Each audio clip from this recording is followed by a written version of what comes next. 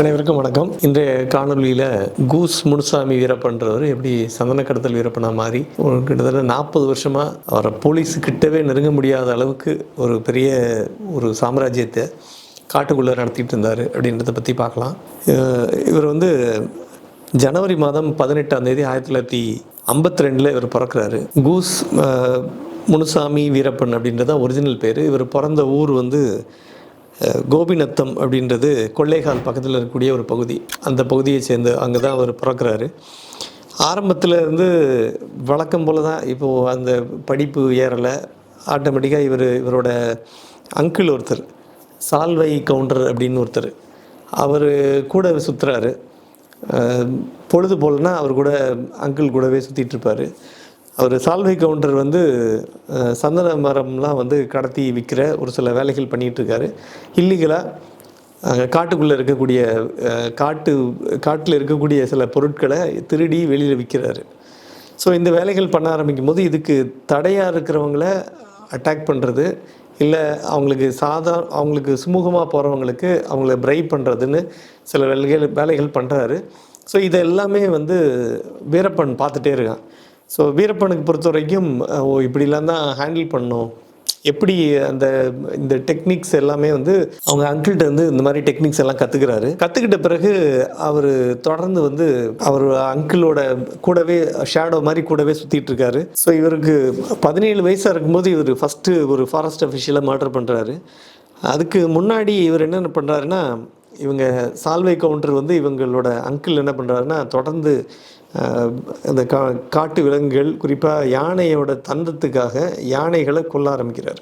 So இது சால்வை கவுண்டருக்கு வழக்கமான ஒரு விஷயமா இருந்துக்கிட்டு இருந்தாலும், இது மூலமாக இவர் இதே நிலவரம் தொடராது அப்படிங்கிறது அவருக்கு புரிஞ்சுக்கிட்டதுனால அவர் அடுத்து என்ன பிளான் பண்ணுறாரு அப்படின்னா, இதிலேருந்து எப்படியாவது அடுத்த கட்டத்துக்கு போகணும் அப்படின்ற மைண்டுக்குள்ளே ஃபிக்ஸ் பண்ணிக்கிறாரு. ஸோ இதில் டோட்டலாக பார்த்திங்கன்னா இவரோட பீரியட் அப்படின்னா 1952 பிறக்கிறாரு. 62லேருந்து இவரோட டாமினேஷன் முழுக்க அவரோட டாமினேஷன் இருக்குது. 2004 தான் அவர் சுட்டுக் கொல்லப்படுறாரு. ஸோ 2004 அக்டோபர் மாதம் 18ஆம் தேதி இவர் சுட்டுக் கொல்லப்பட்டிருக்காரு. இருந்தாலும் அவரோட டோட்டல் பீரியட்லன்னு பார்த்திங்கன்னா கிட்டத்தட்ட 42 வருஷங்கள். 1962 ஆரம்பித்து 10 வயசுலேருந்து அவங்க மாமாவோடவே இருக்கார். ஸோ அவங்க மாமாவோடவே ட்ராவல் பண்ணிகிட்டு இருக்கும்போதே அவருக்கு தொடர்ந்து அவரோட உள்ள நெருக்கம், ப்ளஸ் அது எப்படி ஒவ்வொரு விஷயங்களையும் மாமா அப்ரோச் பண்ணாரோ அந்த விஷயங்கள் எல்லாமே இவரும் இம்பைப் பண்ணிக்கிறாரு, அப்சர்வ் பண்ணி அது மூலமாக இவரோட சக்ஸஸை ப்ளஸ் இவரோட பிஸ்னஸையும் வைடன் பண்ணிக்கிட்டே இருக்கார். ஸோ இவர் கிட்டத்தட்ட பார்த்திங்கன்னா இவரோட டோட்டல் இதுவே 784 கோடி வரைக்கும் இதுவரைக்கும் இவரை செலவு பண்ணி வீரப்பனை பிடிக்கிறதுக்காக அவ்வளவு கோடி செலவு பண்ணியிருக்காங்க. 784 கோடி. அதே மாதிரி கிட்டத்தட்ட இதில் 184 பேர் கொல்லப்பட்டிருக்காங்க. அதாவது அவங்க அரசியல்வாதியாக இருக்கட்டும், இல்லை நாகப்பா மாதிரியான அரசியல்வாதிகளாக இருக்கட்டும், இல்லை போலீஸ் ஆஃபீஸர்ஸாக இருக்கட்டும், ஃபாரஸ்ட் அஃபிஷியல்ஸாக இருக்கட்டும், இந்த மாதிரி நிறைய பேர் அவங்க கொல்லப்பட்டிருக்காங்க.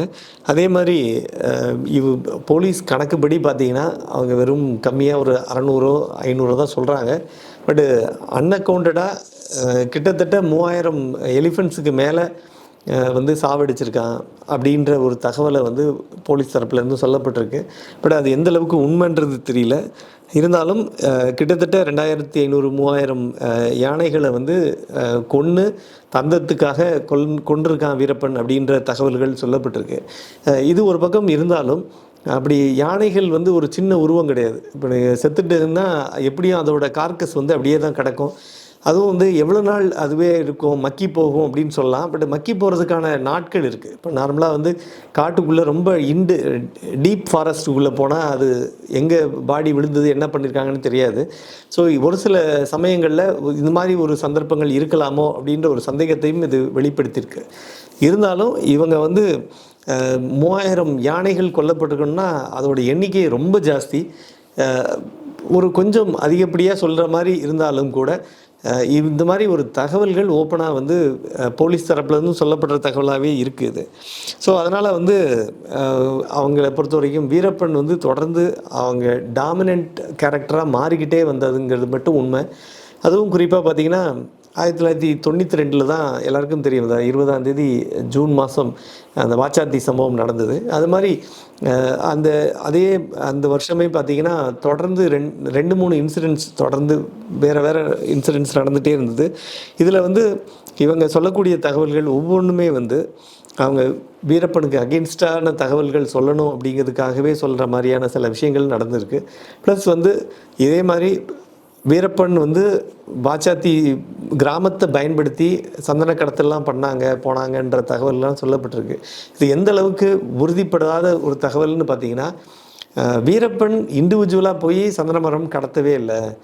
சந்தன மரம் கடத்திட்டு வந்த மாஃபியா கிட்ட இருந்து சந்தன கடத்தல் வீரப்பன் வரான் அப்படின்னு தெரிஞ்ச உடனே அந்த திருடின சந்தன மரங்கள் எல்லாம் அப்படியே அபேண்டன் பண்ணி விட்டுட்டு ஓடி போன நிறைய பேர்கிட்ட இருந்து எடுத்த சந்தன மரங்களை விற்றுருக்கான் அப்படின்ற தகவல் தான் சொல்லப்பட்டிருக்கு. அது எந்த அளவுக்கு உண்மைன்னு தெரியாது. இன்னொன்று பார்த்திங்கன்னா, வீரப்பனே வந்து மாறு வேடத்தில் நிறைய வாட்டி ஊருக்குள்ளே வந்து வீட்டில் நிறைய பேர் யாராவது சொந்தக்காரங்க தெரிஞ்சவங்க வீட்டிலலாம் போய் சாப்பிட்டுலாம் போயிருக்காரு. ஏன்னா அவர் வீரப்பன்னாலே அந்த மீசை தான் ரொம்ப பாப்புலர். ஈவன் அந்த மீசைக்காகவே கூட அவங்க மனைவி வந்து அவங்க முத்துலட்சுமி இவங்களை கல்யாணம் 1990 கல்யாணம் பண்ணதா அவங்களோட பேட்டியிலே சொல்லியிருக்காங்க. அவங்களுக்கு பசங்க இருக்காங்க, வித்யாராணின்னு ஒன்று, அப்புறம் பிரபுன்னு ஒரு பையன். ஸோ இவங்க வந்து அவங்கள பொறுத்த வரைக்கும் பசங்க தனியாக அவங்களோட லைஃப்பை லீட் பண்ணிகிட்டு இருந்தாங்க. ஒரு பொண்ணு அவங்க லவ் பண்ணி தான் கல்யாணம் பண்ணியிருக்காங்க. இப்போ நிறைய வீடியோஸ் அப்பப்போன்னு போட்டுட்ருக்காங்க யூடியூப்பில் கூட. அவங்களோட பொண்ணு கூட அவங்க அம்மா வந்து இப்போது முத்துலட்சுமி வந்து இப்போது அரசியல் கட்சியில் தன்னை இணைச்சிக்கிட்டாங்க. அரசியல் கட்சிகளை அவங்க அதுக்கான இது பண்ணிகிட்ருக்காங்க, கேன்வாசிங் எல்லாம் பண்ணிகிட்ருக்காங்க. ஸோ இதில் வந்து பார்த்திங்கன்னா அவர் முகமூடி மாதிரினா முகத்தை மறைச்சி மீசை வரைக்கும் நல்லா கவர் பண்ணிவிட்டு ஒரு டவலை போட்டுக்கிட்டு ஒரு வில்லேஜர் மாதிரி நார்மலாக அந்த பாப்பரப்பட்டியாக இருக்கட்டும், இல்லை வேறு சில சின்ன சின்ன கிராமங்கள் மலை கிராமத்தில் இல்லாமல் மலை கிராமத்துலேருந்து கீழே நகருக்குள்ளே இருக்கக்கூடிய சின்ன சின்ன கிராமங்களுக்கெல்லாம் போய் திடீர்னு நைட்டு கதவு தட்டி சாப்பாடு கொடுமா அப்படின்னு கேட்டு சாப்பிட்டுலாம் போயிருக்காரு அப்படின்ற தகவல்கள்லாம் வந்து சொல்லப்பட்டிருக்கு. ஈவன் அதை அவங்க பொண்ணே கூட அக்செப்ட் பண்ணியிருக்காங்க, அந்த மாதிரி அப்போல்லாம் போவார் அப்படின்னு. அதேமாதிரி இவர் ரெகுலராகவே இவருக்குன்னு ஒரு சில டாக் வந்து, அதாவது இவர் எதுவும் தேடி போய் வளர்க்கலை, ஒரு ஸ்ட்ரே டாக் தான். பட் இருந்தாலும் அதுக்கு டைகர்னு பேர் வச்சுட்டு அது கூடவே சுற்றிட்டு இருக்கும். இவர் கூட இருக்கும்போது பார்த்திங்கன்னா அந்த டாக் வந்து குலைக்காது. ஏன்னா அது குறைக்கிறது மூலமாக இவங்களோட இருக்கிற இருப்பிடம் வந்து மற்றவங்களுக்கு தெரிஞ்சிடும். ஏன்னா எஸ்டிஎஃப் வந்து தொடர்ந்து தேட ஆரம்பிச்சிட்டாங்க. இதில் வந்து கிட்டத்தட்ட சாம்ராஜ் நகர் டிஸ்ட்ரிக்ட் கர்நாடகா அது பக்கத்தில் இருக்கக்கூடிய மலை மகாதேஸ்வரா ஹில்ஸில் பார்த்திங்கன்னா ஒரு லேண்ட்மைன் ஒன்று வெடிக்க வச்சு ஏப்ரல் மாதம் 9ஆம் தேதி 1993 அந்த ஒரு பெரிய லேண்ட்மைன் வெடிக்க வச்சு அதில் நிறைய பேர் இறந்து போகிறாங்க. கிட்டத்தட்ட 22 பேர் இறந்து போகிறாங்க. இதே மாதிரி பார்த்திங்கன்னா 92 இதே மாதிரியான சிலர் கொல்லப்பட்டிருக்காங்க. ஃபாரஸ்ட் அஃபிஷியல் ஒருத்தர், ஃபாரஸ்ட் ஐஎஃப்எஸ் ஆஃபீஸர் ஒருத்தர், அதே மாதிரி ஐபிஎஸ் ஆஃபீஸர் ஒருத்தர் இருக்கார், அவரும் கொல்லப்பட்டிருக்காரு. இதே மாதிரி ஹரிகிருஷ்ணான்னு பேர். அதே மாதிரி இவர் பண்டிலப்பள்ளி ஸ்ரீனிவாசன் சொல்ல ஒரு ஐஎஃப்எஸ் ஆஃபீஸரு. ஸோ இவங்க 2 பேரும் கொல்லப்பட்ட பிறகு ரொம்ப சீரியஸாக ஒரு எடுக்க ஆரம்பிக்கிறாங்க. அப்புறம் தான் அந்த 3 மாநிலத்துக்கும் இவர் ஓடி எஸ்கேப் ஆகிறார். அப்படிங்கிறதுனால அந்த 3 மாநிலத்துக்கும் கம்ப்ரைஸ் பண்ணி ஒரு ஜாயிண்ட் ஒரு டீம் இருக்கணும் அப்படின்னு முடிவு பண்ணி தான் எஸ்டிஎஃப்ன்ற ஒரு அமைப்பை உருவாக்குறாங்க. அந்த எஸ்டிஎஃப்க்கு அதில் முதல் ஆஃபீஸராக இருந்தவர் சஞ்சய் அரோரா சார். அவர் ஐபிஎஸ் ஆஃபீஸர், இப்போயும் ஐபிஎஸ் ஆஃபீஸர் இருக்கார். அவர் டெல்லி மாநகர போலீஸ் கமிஷனராக இருக்கார். இப்போ நடக்க போகிற டிஜிபி அடுத்த இப்போ சைலேந்திரபாபு சாருக்கு பிறகு இப்போ அடுத்த டிஜிபி யாருங்கிறதுல இவர் தான் வந்து அந்த ரேஸில் இருக்கார், டாப்பில் இருக்கார். ஸோ இவரும் அவரை தான் வந்து அப்போது அந்த டைமில் எஸ்பியாக இருக்கார், அவரை அப்பாயின்ட் பண்ணுறாங்க. அதே மாதிரி வால்டர் தேவாரம் அவர்களையும் வந்து அவங்கள அப்பாயின்ட் பண்ணுறாங்க. இது இல்லாமல் பெங்களூரை சேர்ந்த அதிகாரியும் ஐபிஎஸ் அதிகாரியும் கேரளாவிலேருந்தும் ஐபிஎஸ் அதிகாரியும் அப்பாயின்ட் பண்ணி இது ஒரு ஜாயிண்ட் டீமாக ஃபார்ம் பண்ணி அதுக்கப்புறம் தான் இந்த எஸ்டிஎஃப் டீம் வந்து முழுக்க தேடுதல் வேட்டையை ஆரம்பிக்கிறாங்க. இந்த தேடுதல் வேட்டையில் டோட்டலாக வீரப்பனோட நெட்வொர்க்கில் இருந்த ஒரு 15 பேர் 20 பேர் இருந்த அந்த நெட்வொர்க் எல்லாமே கொஞ்சம் கொஞ்சமாக படிப்படியாக குறைய ஆரம்பிக்குது. இவங்க ஒவ்வொருத்தரையாக கைது பண்ணி சிறைக்குள்ளே தள்ளிக்கிட்டு ஒரு சில சமயம் கர்நாடகா சிறையிலையும் ஒரு சிலரை சேலம் மத்திய சிறையில் திருநெல்வேலியும் கோயம்புத்தூர் இந்த மாதிரி சிறைகளில், தமிழக சிறைகளில் அடைக்கிறாங்க. ஸோ இது மாதிரி இவங்க தொடர்ந்து அவங்களோட எண்ணிக்கையை ஃபஸ்ட்டு கம்மி பண்ண ஆரம்பிக்கிறாங்க. ஏன்னா அவரோட வீரப்பனோட மூமெண்ட் வந்து அவங்கள மூமெண்ட் தெரியணும். ப்ளஸ் அவங்க எந்த மாதிரியான பாத்தை யூஸ் பண்ணி அவர் ட்ராவல் பண்ணுறாரு. ஏன்னா அது வந்து பார்த்திங்கன்னா ஒரு முக்கோணம் மாதிரி ஒரு ரெகுலராக ஒரே ஒரு பேட்டர்னில் போகிற மாதிரி இல்லை. இப்போ நீங்கள் நார்மலாக ஃபோனில் ஓப்பனிங்க்கு ஒரு இது ஜிக்ஸா பசில் மாதிரி ஒரு இது பண்ணி வைப்பாங்க நிறைய பேர். அது மாதிரி இந்த இந்த அதாவது இந்த காட்டுக்குள்ளே ஒரே பேட்டர்னில் ஒரே மாதிரி போயிட்டே இருந்தால் போலீஸோ இல்லை வேறு யாரோ பிடிச்சிருவாங்க. அப்படிங்கிறதுனால வீரப்பன் பண்ணக்கூடிய வேலை என்ன அப்படின்னா, ஒரு இடத்துலேருந்து இன்னொரு இடத்துக்கு போகும்போது ஒரு பாதையை பயன்படுத்தினா அதே பாதைக்கு திரும்பி வர்றது அட்லீஸ்ட் ஒரு 10 மாதமோ இல்லை ஒரு வருஷமோ கழித்து தான் திரும்பி அந்த பாதைக்கு பயன்படுத்துறது. அதுக்கு இல்லாமல் வேறு பாதைகளை தொடர்ந்து பயன்படுத்துறதுனால போலீஸாலையும் அவளை ஈஸியாக வீரப்பனை வந்து மானிட்டர் பண்ண முடிஞ்சு அவளை பிடிக்கிறதுக்கான வாய்ப்பு ரொம்ப குறைவாக இருந்தது. இப்போ இருக்க மாதிரி ஒருவேளை ட்ரோன்லாம் இருந்ததுன்னா மேபி இன்னும் ஆக்சஸ் பண்ணி ட்ரோனை பறக்க விட்டு கூட, ஏன்னா ட்ரோனை வந்து சுட்டு வீழ்த்துனா கூட போனால் போகுதுன்றவாங்க, திரும்பி இன்னொரு ட்ரோன் அனுப்பலாம் அப்படின்ற மாதிரி சில விஷயங்கள் ஈஸியாக கண்டுபிடிச்சிருக்கப்பட்டிருக்கலாம். அப்படி இல்லாமல் ரொம்ப உண்மையாகவே வந்து வீரப்பனை பேஸ் பண்ணியே நிறைய கமெண்ட்ஸு, காமெடி இதெல்லாம் நிறைய பண்ண ஆரம்பிச்சிட்டாங்க. யாரையோ பிடிக்கிறாங்க, வீரப்பனை பிடிக்கிறதுக்கு இது இல்லையா அப்படின்ற மாதிரியான ஒரு சில விஷயங்கள். ஆர்மி வந்தால் தான் பிடிக்கவே முடியும் அப்படின்ற ஒரு, ஏன்னா அதில் வந்து பார்த்திங்கன்னா குறிப்பாக அந்த 96 காலகட்டத்தில் முழுக்க ஜெயலலிதா அவர்கள் தமிழக முதலமைச்சராக இருக்கும்போது இது ஒரு பெரிய ஈகோ பிரச்சனை மாதிரி. ஏன்னா இராணுவத்தை கூப்பிடணுன்ற ஒரு விஷயம் அப்போவே சொல்லப்பட்டிருந்தது. அப்படி சொல்லும்போது அது ஒத்துக்கவே இல்லை. அவங்க என்னென்னா எதுவாக இருந்தாலும் நம்மளை பார்த்துக்கலாம், தமிழக போலீஸ் வந்து ரொம்ப திறமைசாலிகள், அதனால் நாங்கள் வந்து யாரையும் கூப்பிட தேவையில்லை, மத்தியிலிருந்து ஆர்மியை கொண்டு வந்து தான் இவரை வீரப்பனை பிடிக்கணும்னு அவசியமே கிடையாது அப்படின்ற சில விஷயங்கள் வந்து ரொம்ப ஸ்ட்ராங்காக எடுத்ததுனால தொடர்ந்து எஸ்டிஎஃப் வந்து இதில் செயல்பட ஆரம்பித்தாங்க. எஸ்டிஎஃப்பை பொறுத்த வரைக்கும் அதோட பேஸ் இன்னும் இருக்குது. அந்த எஸ்டிஎஃப் அதோட ஆக்டிவிட்டீஸ் இப்போது வீரப்பன் இல்லை அப்படிங்கிறதுனால அது மொத்தமாக முடங்கி போகல. இப்போ என்ன பண்ணுறாங்கன்னா நிறைய பேர் பார்த்திங்கன்னா அங்கே வெளி மாநிலங்களில் இருக்கக்கூடிய மற்ற போலீஸ்காரங்கள்லாம் அங்கே வர வச்சு அவங்களுக்கு ஜங்கிள் ட்ரைனிங்லாம் கொடுக்குறாங்க. அதுவும் கிராஷ் கோர்ஸ் ட்ரைனிங்னு 15 நாள் 1 மாதம் ட்ரைனிங்லாம் அவங்களுக்கு அவங்க மற்ற மாநிலங்கள்லேருந்து வந்த போலீஸுக்கெல்லாம் கற்றுக் கொடுத்துட்ருக்காங்க.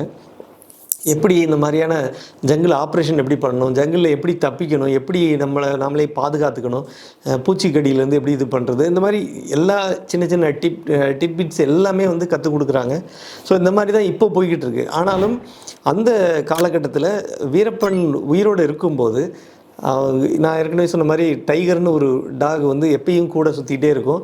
அந்த டாக் வந்து இவனுக்கு எவ்வளோ ஹெல்ப்ஃபுல்லாக இருந்தது அப்படின்னு பார்த்தீங்கன்னா, அந்த டாக் வந்து இந்த சின்ன கோழி, இந்த காட்டு பூனை இதெல்லாம் வந்து பிடிக்கிறதுக்கு இந்த டாக் ஹெல்ப் பண்ணி அதையும் இவங்க வந்து சமைச்சு சாப்பிட்றதெல்லாம் பண்ணியிருக்காங்க.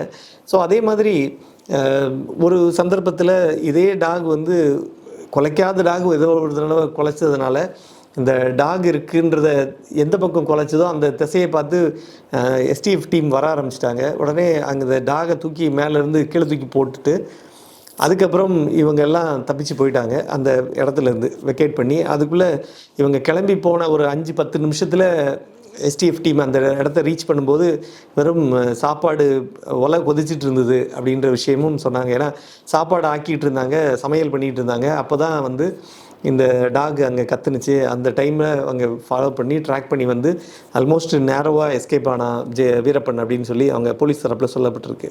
அதே மாதிரி இந்த டாகே பார்த்திங்கன்னா அப்புறம் தூக்கி போட்ட டாகு எத்தனையோ மீட்ரு கீழே ஏதோ பள்ளத்தில் போய் விழுந்தது.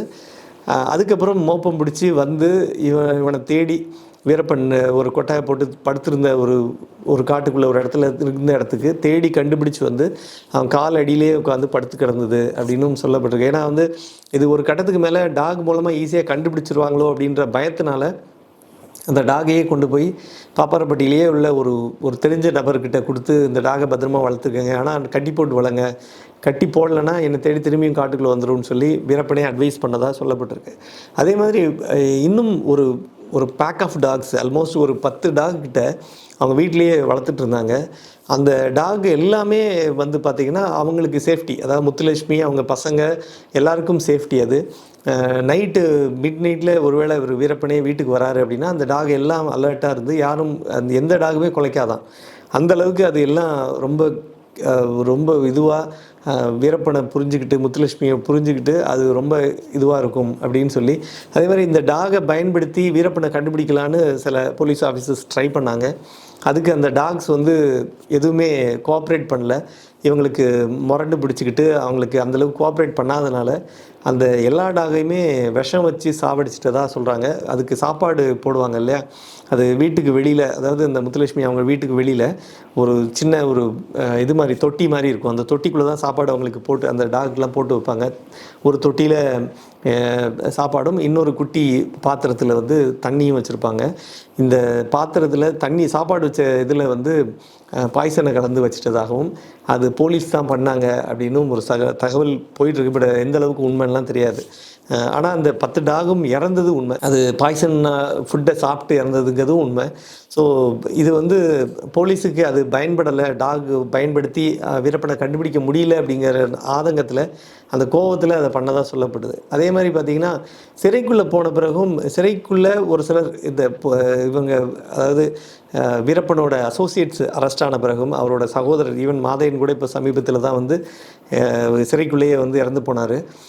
இந்த மாதிரி நிறைய பேர் வந்து முடிஞ்ச வரைக்கும் அவங்கள டைட் லிப்டாக இருந்தாங்க. யாரும் அந்த அளவுக்கு ஓப்பனாக வந்து வீரப்பனோட மூமெண்ட்டும் எங்கே இருக்கான், பர்டிகுலராக எந்த இடத்துல பதுங்குவிடம் எது அப்படின்ற எல்லா விஷயத்தையும் எக்ஸ்போஸ் பண்ணவே இல்லை. ஏன்னா வீரப்பனை பொறுத்த வரைக்கும் நான் ஏற்கனவே சொன்ன மாதிரி ஒரு ஜிக்ஸாகில் மூமெண்ட் இருக்கும். அதே நேரம் தமிழக பார்டரு கேரளா பார்டர்லாம் கிடையாது. அவருக்கு மூமெண்ட் எங்கே போகணுன்னு நினைக்கிறாரோ போயிட்டு வர்றது. அதே மாதிரி சில அரிசி பருப்பு மாதிரியான பொருட்கள் எல்லாம் வந்து பிளாஸ்டிக் கவரில் நல்லா சுற்றி அதையே வந்து இந்த மரங்கொத்தி பறவைகள்லாம் ஒரு சில மரங்களை ஓட்டை போட்டு வச்சுருக்கோம். அந்த ஓட்டைக்குள்ளே இந்த பொருட்களெல்லாம் பத்திரப்படுத்தி உள்ளே வச்சு மூடி அதுக்கப்புறம் மேலே சில இளத்தலைகள்லாம் போட்டு கவர் பண்ணி அதை வந்து வெளியில் தெரியாத மாதிரி பண்ணிவிட்டு அப்புறம் இந்த லொக்கேஷனை ஐடென்டிஃபை பண்ணுறதுக்கு இதில் வந்து ரொம்ப ஷார்ப்பான விஷயம் என்ன அப்படின்னா, கிட்டத்தட்ட ஒரு 50 ஸ்கொயர் கிலோமீட்டர்னு வச்சுக்கோங்க, அவ்வளோ பெரிய ஏரியா. அந்த ஏரியாக்குள்ளே தான் வீரப்பன் சுற்றிக்கிட்டு இருந்தது. இந்த ஒரு 50-75 ஸ்கொயர் கிலோமீட்டர் ஏரியாவை சுற்றி அவர் ட்ராவல் பண்ணாலும், இப்போ நம்ம ஊரில் எக்ஸாம்பிளுக்கு வந்து பார்த்திங்கன்னா இந்த இடத்துல இந்த கடை இருந்ததா, இல்லை நுங்கம்பாக்கத்தில் வந்து ஷர்ட் எந்த கடை இருக்குது, இல்லை டீ கடை எங்கே இருக்குதுன்னு கேட்டால் நம்ம சொல்கிற மாதிரி இவருக்கு வந்து அந்த காட்டுக்குள்ளே எந்த மரம் எந்த இடத்துல இருக்குது, அங்கே ஒரு அதுக்கு வந்து ஐடென்டிஃபிகேஷனே பாறை, ஒரு உருண்டை பாறை, ஒரு நீளப்பாறை, அப்புறம் ஒரு சில மரங்கள் ஊசி மரம் அப்படின்னு ஒரு சில அந்த ஐடென்டிஃபிகேஷனை வந்து ஒன்று இவரே ஸ்பெசிஃபை பண்ணி பர்ஃபெக்டாக வந்து இந்த மாதிரி சில எந்த லொக்கேஷனும் இவரால் தெளிவாக வீரப்பன் போய் சேர முடியும், ரீச் பண்ண முடியும். அப்படிங்கிறதுனால இந்த மாதிரி ஒரு சில இடங்களில் பதுக்கி வச்சுட்டு, அதே மாதிரி இந்த சில கல் வந்து இப்போ நீங்கள் திருப்பதிலாம் போயிட்டு வந்தீங்கன்னா பார்க்கலாம், வீடு கட்டுறதுக்கு நீங்கள் வந்து ஒரு அடுக்கி கல் வச்சுட்டு வாங்க அப்படின்னா அது வந்து வீடு கட்டுவீங்கன்ற ஒரு யாரோ ஒருத்தர் சொல்லி போட்டதில் நீங்கள் திருப்பதி மலையில் இறங்கும்போது பார்த்தீங்கன்னா லெஃப்ட் ரைட்லலாம் லெஃப்ட் சைடில் முழுக்க வந்து கல்லாக இருக்கும், இந்த மாதிரி அடிக்கடி. அது மாதிரி ஒரு சில இடங்களில் வீரப்பனை என்ன பண்ணுறதுன்னா போலீஸை டிஸ்ட்ராக்ட் பண்ணுறதுக்கும் ஒரு சில இடங்களில் இவங்க பொருட்கள் ஏதாவது அரிசி பருப்பெல்லாம் பதுக்கி வச்சுருக்கிறதுக்கும் அதை பயன்படுத்துறதுக்காக அதெல்லாம் அடுக்கி வச்சுட்டு போகிறது. ஸோ இந்த மாதிரி சில விஷயங்கள் வந்து வீரப்பன் வந்து ஒரு சில விஷயங்களை ரொம்ப டெடிக்கேட்டடாக ஒரு ஸ்ட்ரிக்டாக பண்ண பண்ணிக்கிட்டு இருந்தாங்க. பட் இருந்தாலும் ஒரு கட்டத்துக்கு மேலே வீரப்பனால் தாக்கு பிடிக்க முடியலன்றது வந்து 40 வருஷம் ஒரு கோட்டை மாதிரி இருந்த அந்த காட்டுக்குள்ளே அவரால் வந்து தொடர்ந்து சர்வே பண்ண முடியல. அதுக்கு காரணம் என்ன அப்படின்னா, இப்போ குறிப்பாக வந்து அந்த நிறைய பேர் கடத்திட்டு போயிட்டு பணம் கேட்டு மிரட்டுறதுக்கு காரணம் கூட அவனோட சர்வைவல் மட்டும் கிடையாது, அவனை சார்ந்து இருக்கக்கூடியவங்க சர்வைவல் ப்ளஸ் வில்லேஜஸ்க்கு காசு கொடுத்தா தான் அவங்க பணம் பொருள் வேறு ஏதாவது அரிசி பருப்பு கொண்டு வந்து கொடுப்பாங்க, சாப்பாடு பண்ணி எடுத்துகிட்டு வந்து கொடுப்பாங்க அப்படிங்கிறதுனால. ஸோ அந்த மாதிரி அவங்களுக்கு கொடுக்கறதுக்காக பணம் தேவை அப்படிங்கிறதுக்காகவும் இந்த மாதிரி சில விஷயங்கள்லாம் வந்து வீரப்பன் போலீஸ் தரப்பில் சொல்லப்பட்டிருக்கு. அதே மாதிரி பார்த்திங்கன்னா வீரப்பனோட அந்த கடைசி அந்த இது பீரியட் அப்படிங்கு வரும்போது கண் பார்வை ரொம்ப குறைவானதுனால அவரால் வந்து எய்ம் பண்ணி ஷூட் பண்ண முடியல. அந்த அளவுக்கு ஒரு ஆக்டிவாக இல்லை. தொடர்ந்து அவர் ஒரு நாளைக்கு மினிமம் ஒரு 25-30 கிலோமீட்டர் நடந்துகிட்டே இருக்கிறதுனால உடம்பு ரொம்ப வத்தி போய் அப்படியே ஒரு எலும்பு மட்டும்தான் இருக்கும், வேறு எதுவும் இருக்காது, பாடியில் ஃப்ரெஷ்ஷே இருக்காது அப்படின்ற மாதிரி இருந்தாலும் பட் அவரோட கண் பார்வை மங்க ஆரம்பித்த பிறகு அவருக்கு ஒரு பெரிய ஒரு ஹேண்டிகேப் ஆன பிறகு தான் இதுக்கு எப்படியாவது சரி பண்ணுறதுக்கு ஒரு வழி கிடைக்குமா அப்படின்னு வரும்போது அவங்க ஒரு நபரை ட்ரை பண்ணுறாங்க, ஒரு வில்லேஜரை. அந்த ஆல்ரெடி போலீஸும் என்ன பண்ணினாங்கன்னா அந்த வில்லேஜர் மூலமாக ஒரு எப்படியாவது உள்ள ட்ரை பண்ணணும், அதாவது வீரப்பனை சந்திக்கிறதுக்கான வாய்ப்பு வேணும் அப்படின்னு ட்ரை பண்ணிக்கிட்டு இருந்தாங்க. அவங்க போலீஸுன்னு தெரியாமலே அவங்கள வந்து வீரப்பனுக்கு இன்ட்ரொடியூஸ் பண்ணி வைக்கும்போது அவங்க வந்து போலீஸ் என்ன பண்ணுறாங்கன்னா, காட்டுக்குள்ளே இருந்தால் தான் வீரப்பன் ராஜான்னு தெரியும், நான் ஊருக்குள்ளே கூப்பிட்டு வந்தாங்கன்னா அதுக்கப்புறம் அவனால் தப்பிக்க முடியாது, ஈஸியாக மாட்டிப்பான்றது தெளிவாக தெரிஞ்சதுனால முதல்ல அவங்களோட ஸ்ட்ராட்டஜி படி அவங்க இந்த மாதிரி அவங்கள வந்து கண் பார்வை சரி பண்ணுறதுக்கு ஹாஸ்பிட்டலில் அப்பாயின்மெண்ட் கேட்டிருக்கோம், அதை ஃபிக்ஸ் பண்ணி கொடுத்துட்டோம், அதுக்காக நீங்கள் ஊருக்கு வாங்க அப்படின்னு சொல்லி ஒரு பிளானை போட்டு தான் எக்ஸிக்யூட் பண்ணுறாங்க. அந்த ட்ராவல் பண்ணக்கூடிய அந்த ஆம்புலன்ஸ் வெஹிக்கிள் கூட அவங்க வந்து சேலத்துலேருந்து வந்ததாக சொல்லப்பட்டு, ஏன்னா அது வந்து போலீஸ் இருக்காங்கன்னு தெரியக்கூடாது அப்படிங்கிறதுனால நார்மலாக ஒரு வெஹிக்கிளை ஒரு ஃபிக்ஸ் பண்ணி அதை ஆம்புலன்ஸ் வெஹிக்கிள் மாதிரி மாற்றிட்டு அதே மாதிரி அவங்கள வீரப்பனையும் அவங்களோட கூட்டாளிகளையும் கூட்டிக்கிட்டு நேராக காரில் அந்த டெம்போ ட்ராவலர் காரில் வரும்போது கரெக்டாக அவங்க வெளியில் எக்ஸிட் ஆகிட்டாங்க அப்படின்னு தெரியும்போது அவங்கள வந்து டார்கெட் பண்ணுறதுக்கு ஒரு சில லொக்கேஷன்ஸ் ஃபிக்ஸ் பண்ணி வச்சுருக்காங்க.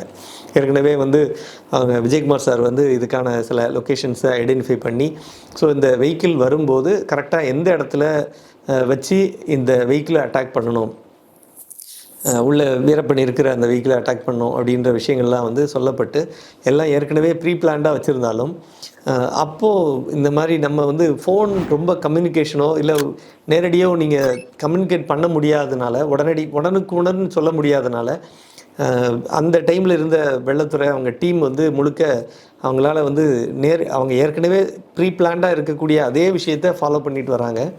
அப்படி வரும்போது அவங்களுக்கு சொன்ன விஷயம் பார்த்திங்கன்னா, ஒரு பர்டிகுலராக அந்த என்கவுண்டர் நடக்கிற அந்த சந்தர்ப்பத்தில் அவங்க வந்து அந்த கார் ஒரு டேர்னிங்கில் திரும்பும், அந்த டேர்னிங்கில் திரும்பும்போது அங்கே இருக்கக்கூடிய ஒரு போலீஸுக்கு வந்து சிக்னல் கொடுக்கணும். இந்த மாதிரி காருக்குள்ளே வீரப்பன் இருக்கான் அப்படின்னா அந்த காரோட ஹெட்லைட்டை இத்தனை தடவை போட்டு ஆஃப் பண்ணணும். அதே மாதிரி வெளியே வந்து கையை வந்து ஒரு தம்ஸ்அப் ஏதோ ஒன்று இப்படி காட்டணும் அப்படின்ற ஒரு சிக்னல் சொல்லணும் அப்படின்றது தான் அவங்களுக்கு கொடுக்கப்பட்ட அசைன்மெண்ட்டு. அதே மாதிரி அந்த கார் கரெக்டாக அவங்க சொன்ன லொக்கேஷனை கிராஸ் பண்ணி வருது. அதை கிராஸ் பண்ணி வரும்போது இவங்க இந்த விண்டோ ஆக்சுவலாக இறங்கலை, அது லாக் ஆகிடுச்சு. ஸோ கையை இவரால் வெளியில் நீட்டி காட்ட முடியல. இப்போ என்ன பண்ணுறதுன்னு தெரியாமல் அப்புறமா அந்த ஹெட்லைட்டு ஏற்கனவே பேசின மாதிரி அதை போட்டு டிப் பண்ணி அதை ஒரு மோர்ஸ் கோட் மாதிரி அவர் டிப் பண்ணதை வச்சு அதை கெஸ் பண்ணி அப்புறம் அதாவது ஒன்றும் இல்லை, இப்போ காருக்குள்ளே வீரப்பன் இருக்கானா இல்லையான்றதே வெளியில் இருக்கவங்களுக்கு தெரியாது. இது யாருக்கு தெரியும்னா அந்த கூட்டிகிட்டு வர போலீஸ்க்கு மட்டும்தான் தெரியும். வெளியில் இருக்கக்கூடிய போலீஸ் ஸ்பெஷல் டீமுக்கு என்ன அப்படின்னா, இண்டிகேஷன் இவங்க சொன்னால் தான் அவங்க ரியாக்ட் பண்ண முடியும். யாருமே இல்லாத ஒரு வண்டியை போய் டமால் டிமில்னு ஏதோ ஷூட் பண்ணுறதோ இல்லை எவ்வளோ பேர் உள்ளே இருக்காங்க, அவங்க வெப்பன்ஸ் எல்லோரும் வெப்பன்ஸ் வச்சுருப்பாங்க கண்டிப்பாக. அந்த வெப்பன்ஸ் வச்சுருக்காங்கன்னா இதனால் வந்து அந்த ட்ரைவ் பண்ணிக்கிட்டு போகக்கூடிய அந்த கான்ஸ்டபிளுக்கும் அந்த இருக்கக்கூடிய போலீஸுக்கும் வந்து ஏதாவது பாதிப்பு ஏற்பட்டுறக்கூடாது அப்படிங்கிறதுனால எல்லாத்தையுமே மானிட்டர் பண்ணி, ஏன்னா ரொம்ப க்ளோஸ் ப்ராக்சிமிட்டியில் அந்த வண்டியை ஓட்டிக்கிட்டு இருக்கக்கூடிய அந்த போலீஸ்காரர் இருக்கார். அப்படி இருக்கும்போது அவர் ஏதாவது ஒரு தப்பான ஒரு மூவ் ஏதோ ஒன்று பண்ணுறாங்க அப்படின்னா அவங்க எய்ம் பண்ணி ஷூட் பண்ணி அது கரெக்டாக அவங்கள ஹிட் பண்ணலை அப்படின்னா இமீடியட்டாக அந்த டிரைவர் சாகடிக்கப்படுறதுக்கான வாய்ப்பு ஜாஸ்தியாக இருக்கிறதுனால எப்படி இதை வந்து ஹேண்டில் பண்ணுன்றதெல்லாம் ஏற்கனவே ஒரு பெரிய ப்ரீ பிளான்டாக ஒரு சில செஷன்லாம் பிளான் பண்ணி டிஸ்கஷன் பண்ணி தான் இதை எக்ஸிக்யூட் பண்ணாங்க. அப்படி வரும்போது நான் சொன்ன மாதிரி அவங்களால வந்து அந்த விண்டோ ஜன்னல் மூட முடியாமல் போனதுனால அது ஓப்பன் ஆனது க்ளோஸ் ஆகலை. ஸோ இது வந்து அந்த அவங்களுக்கு வந்து கையை வெளியே நீட்டி அவங்களுக்கு காட்ட அது சிக்னல் பண்ண முடியாத சூழலில் இந்த டிப் பண்ணி கொஞ்சம் சிக்னல் கொடுத்து அது மூலமாக உள்ள வீரப்பன் இருக்காருன்றதை கன்ஃபார்ம் பண்ண பிறகு தான் அந்த வெஹிக்கிளும் இப்போ ரொம்ப ஃபாஸ்ட்டாக போய்கிட்டு இருக்கு. ஒரு கட்டத்தில் பர்டிகுலர் ஸ்பாட் வரும்போது கரெக்டாக வண்டியை அப்ரப்டாக நிறுத்திட்டு அவருக்கு கொடுத்த இன்ஸ்ட்ரக்ஷன் என்ன அப்படின்னா, வண்டியை அப்ரப்டாக நிறுத்தி காரை திறந்து இறங்கி அந்த இருந்த போலீஸ்காரங்க மட்டும் இறங்கி ஓடிடணும். அவங்க உள்ளே வந்து காருக்குள்ளே அவங்க வீரப்பனோ மற்றவங்கெல்லாம் உள்ளே இருக்கிற மாதிரி. ஸோ இந்த மாதிரி ஒரு விஷயம்தான் வந்து அவங்களுக்கு கொடுக்கப்பட்டது. அதை கரெக்டாக எக்ஸிக்யூட் பண்ணி கரெக்டாக இவங்க 2 பேரும் எஸ்கேப் ஆகி வெளியில் வரும்போது போலீஸ் டீம் வந்து மாறி மாறி ஷூட் பண்ணுறாங்க. பதிலுக்கு அவங்களும் கன் வச்சுருக்காங்க. ஸோ அந்த கன் மூலமாக அவங்களும் கவுண்டர் அட்டாக் பண்ணுறாங்க, ரிட்டாலியேட் பண்ண ட்ரை பண்ணுறாங்க. பட் இதுக்குள்ளே போலீஸோட ஸ்னைப்பர்ஸ் கொஞ்சம் ஷார்ப் ஷூட்டர்ஸ் வந்து எய்ம் பண்ணி ஷூட் பண்ணதில் அவங்க வீரப்பனும் அவங்க கூட இருந்த இன்னும் மற்ற 3 பேரும் வந்து அந்த இன்சிடெண்ட்டில் வந்து கொல்லப்படுறாங்க. ஸோ அந்த அந்த என்கவுண்டரில் 4 பேரும் கொல்லப்பட்ட பிறகு தான் இந்த அக்டோபர் மாதம் 18, 2004 இந்த சம்பவம் நடக்குது. அதுக்கப்புறம் இதுக்கு ஒரு மிகப்பெரிய ஒரு பாராட்டு விழா மாதிரி நேரு ஸ்டேடியத்தில் நடந்தது. அந்த நிகழ்ச்சியில் ஜெயலலிதா அவர்கள் எல்லாருக்கும் கூப்பிட்டு பாராட்டி பெரிய பதக்கம், அப்புறம் நிலம், இலவச நிலம், அப்புறம் ஃப்ரீபி, நிறைய பேருக்கு டபுள் ப்ரொமோஷன் இதெல்லாம் கொடுக்கப்பட்டது. அதில் இருந்த சப் இன்ஸ்பெக்டராக இருந்த வெள்ளத்துறை அவர்கள் தான் வந்து பார்த்திங்கன்னா அப்புறம் டிஎஸ்பியாக ப்ரொமோஷன் கிடச்சிது அந்த சம்பவத்துக்கு பிறகு. இப்போவும் அடிஷ்னல் டெப்டி சூப்பரண்டாக இருக்கார். இருந்தாலும் அவருக்கு இன்னும் ப்ரமோஷனுக்கு வெயிட்டிங் போயிட்டுருக்கு. ஸோ இந்த சூழலில் வீரப்பன் வந்து அவரோட வந்து செயல்பாடுகள் எல்லாமே வேறு மாதிரி இருந்தாலும் அவங்களோட ஆக்டிவிட்டீஸ் எல்லாமே ரொம்ப ஷார்ப்பாக ஷ்ரூடாக சில விஷயங்கள் எல்லாமே வந்து எப்படி இதை நெளிவு சுழிவாக கொண்டு போகணுன்ற வரைக்கும் அவர் பொறுத்த வரைக்கும் வீரப்பன் அந்தளவுக்கு ஒரு பெரிய நெட்வொர்க்கை தான் க்ரியேட் பண்ணி வச்சுருந்தாருன்னு சொல்லணும். ஏன்னா இதில் வந்து வீரப்பனை பொறுத்த வரைக்கும் வீரப்பனுக்கு நிறைய விஷயங்கள் தெரிஞ்சிருந்தாலும் அந்த விஷயங்கள் எல்லாத்தையுமே ஒரே நேரத்தில் இம்ப்ளிமெண்ட் பண்ண முடியாதுன்னு தெரியும். அதே மாதிரி இந்த விஷயத்தை எப்படி ஹேண்டில் பண்ணணும், இந்த மாதிரி ஒரு க்ரூஷியலான ஒரு சுச்சுவேஷனில் எப்படி நம்ம அப்ரோச் பண்ணணும் அப்படின்ற எல்லா விஷயமுமே வீரப்பனுக்கு தெரிஞ்சு அதை பிளான்டாக சில விஷயங்களை எக்ஸிக்யூட் பண்ணது மூலமாக உண்மையாகவே ரொம்ப அதே மாதிரி வீரப்பன் ரொம்ப ஒரு ஷார்ப் ஷூட்டர் அப்படின்னு சொல்லப்பட்டிருக்கு. அது அவரை பற்றி எழுதின ஒரு சில தகவல்கள் ப்ளஸ் அவங்க பொண்ணு பேசின சில வீடியோஸ்லையும் கூட அவங்க தெளிவாக சில விஷயங்களெல்லாம் ஷேர் பண்ணியிருக்காங்க.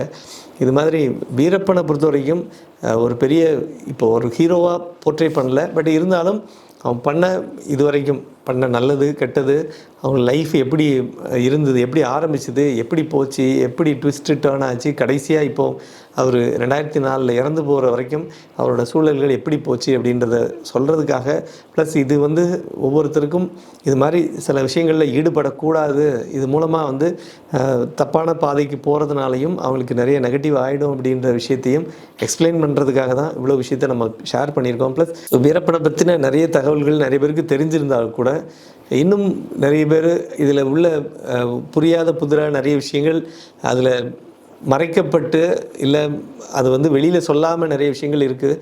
குறிப்பாக வந்து பார்த்திங்கன்னா வீரப்பன் வந்து அவர் நிறைய பணம் பொருள் எல்லாமே வந்து நிறைய பேர்ட்டேருந்து வாங்கின, அதாவது மிரட்டி வாங்கின பணங்கள் பொருள் எல்லாமே வந்து தொடர்ந்து வந்து ஒரு சில இடங்களில் பதுக்கி வைக்கப்பட்டதாகவும், அதே மாதிரி ஒரு சில கிணறு மாதிரியான ஒரு பெரிய இதில் பாதாளத்திலலாம் கொண்டு போய் பணத்தை வந்து மூட்டை கட்டி புதைச்சி வச்சதாகவும் சொல்லப்பட்டு அது இன்றைக்கி வரைக்கும் ஒரு பெரிய மிஸ்ட்ரியாக தான் போயிட்டுருக்கு. ஏன்னா ஈவன் எனக்கு தெரிஞ்சு இப்போ சமீபத்தில் கூட ஒரு டீம் வந்து இதே மாதிரி சத்தியமங்கலம் ஃபாரஸ்ட்டுக்குள்ளே போய் வீரப்பன் பதுக்கி வச்சுருந்த அந்த கோடியான மதிப்புள்ள வைரம், தங்கம், நகைகள், பணம் இதெல்லாம் வந்து எங்கே வச்சுருக்கான்றதை கண்டுபிடிக்கிறதுக்காகவே சில எக்ஸ்க்ளூசிவ் கேட்ஜெட்லாம் எடுத்துகிட்டு போயிட்டு தேடுற வேட்டெல்லாம் பண்ணிக்கிட்டு இருக்காங்க. பட் இது வரைக்கும் ஒன்றும் கிடைக்கல. அவங்க மனைவியே ஒரு சில இன்டர்வியூவில் சொல்லும் போதே கூட அவங்க பொண்ணும் கூட வந்து என்ன சொல்கிறாங்கன்னா, அப்படி எதுவுமே கிடையாது, எங்கள் அப்பாவுக்கோ இல்லை அவங்க கணவருக்கு வந்து அப்படி பெரிய சொத்து எதுவுமே கிடையாதுன்ற விஷயத்த அவங்க தெளிவாக சொல்லிக்கிட்டு இருக்காங்க. பட் இருந்தாலும் இன்னும் யாரும் நம்ப தயாராக இல்லை இதை. வீரப்பன் எப்படினாலும் அவரோட தேவைக்காவையாவது பொருளை மறைச்சி வச்சுருப்பார். அதுவே பல கோடி இருக்கும். அந்த பொருட்கள் எங்கே இருக்கும்? ஏன்னா வந்து ஒரு நாகப்பா கொலை செய்யப்பட்டதுக்கு அந்த டைமில் கூட நான் கர்நாடகா மினிஸ்டராக இருந்தவர். அதே மாதிரி ராஜ்குமார் கடத்தப்பட்டு அவர் விடுதலை செய்யப்படுவதற்கு கூட அந்த சந்தர்ப்பத்திலையும் ஏற்கனவே ஐஎஃப்எஸ் அதிகாரிகள் ஒரு சிலர், ஐபிஎஸ் அதிகாரி ஒரு சிலர், இந்த மாதிரி விஷயங்களில் கூட நிறைய பணம் வந்து கைமாறினதாகவும், அந்த பணம் இவங்களுக்கு தேவை, அதாவது இவர் வந்து முழுக்க முழுக்க இந்த பணத்தெல்லாம் எடுத்து வாங்கின பணத்தை எல்லாமே பத்திரப்படுத்தி ஒரு சில இடங்களில் சீக்ரெட்டாக வச்சதாகவும், அந்த சீக்ரெட் தகவல் வேறு யாருக்குமே தெரியாது, வீரப்பனை விட்டால் வேறு யாருக்கும் தெரியாதுன்ற ஒரு சில விஷயங்களும் சொல்லப்பட்டிருக்கு. ஏன்னா வீரப்பனுக்கு நான் ஏற்கனவே சொன்ன மாதிரி அவர் வந்து காட்டுக்குள்ளே முழுக்க நீங்கள் அட்ரஸ் தெரியாமல் நீங்கள் திக்கு தெரியாத காடுன்னு சொல்கிற மாதிரி இல்லாமல் அவருக்கு எல்லாத்துக்கும் தெரிந்த காடு அது. ஸோ அதனால் அவரால் எங்கே வேணாலும் ஆக்சஸ் பண்ண முடியும், போக முடியும். இது முழுமையாக அந்த டோபோகிராஃபியை முழுமையாக ஜட்ஜ் பண்ணது வந்து அவர் வீரப்பன் மட்டும்தான், வேறு யாருமே கிடையாது. ஸோ அதனால் வந்து அவ்வளோ ஈஸியான விஷயமும் கிடையாது, அதே மாதிரி ரொம்ப கஷ்டமான விஷயமும் கூட. இது பர்டிகுலராக அவங்க இந்த மாதிரி மொத்தமாக கண்டுபிடிச்சி அதை கரெக்டாக ட்ராக் பண்ணுறதுங்கிறது அப்படி ஒரு வேளை இருந்தால், ஏன்னா அது இருக்குதான்றதே ஒரு பெரிய கேள்விக்குறி. ஈவன் வந்து அவங்க மனைவி முத்துலட்சுமியும் சரி, அவங்க பொண்ணும் சரி, அது இல்லைன்னே தான் மறுத்துட்ருக்காங்க. இது வரைக்கும் அவங்க எதுவும் அதை கன்ஃபார்ம் பண்ணவே இல்லை. ஸோ அதனால் வந்து இன்னும் அது கட்டுக்கதையாக தான் இருக்கா, இல்லை இன்னும் உண்மையாகவே புதையல் இருக்கா அப்படின்றது பொறுத்திருந்து தான் பார்க்கணும். இன்னொரு காணொலியில் சந்திப்போம் வேறு ஒரு நிகழ்ச்சி மூலமாக. நன்றி, வணக்கம்.